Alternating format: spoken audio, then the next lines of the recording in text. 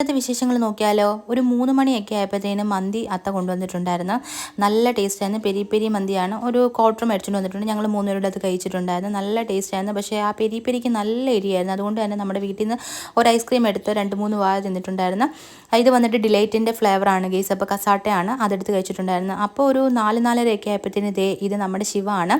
ഇവനാണ് നമുക്ക് എല്ലാ ശനിയാഴ്ചയും തുണിയൊക്കെ കൊണ്ടുതരുന്നത്. ഇവൻ്റെ അടുത്തൊന്ന് എടുക്കുവാണെങ്കിൽ നല്ല രസമാണ്. ഇവനാണെങ്കിൽ ചേച്ചി എടുക്ക് ചേച്ചി എന്നൊക്കെ പറഞ്ഞ് നമ്മളെ പ്രൊമോട്ട് ചെയ്താണ് എടുപ്പിക്കുന്നത്. അങ്ങനെ നമ്മൾ എന്തായാലും 2 ഡ്രസ്സൊക്കെ എടുത്തിട്ടുണ്ടായിരുന്നു. അത് കഴിഞ്ഞപ്പോഴത്തേന് കാലിന് എടുത്ത് പിഞ്ച് നല്ല രീതിയിൽ ഇങ്ങനെ കളിപ്പിക്കുന്നത് ഭയങ്കര ഇഷ്ടമാണ്. ഇങ്ങനെയൊക്കെ ആക്കുന്നത് ചിരിക്കുകയൊക്കെ ചെയ്യും.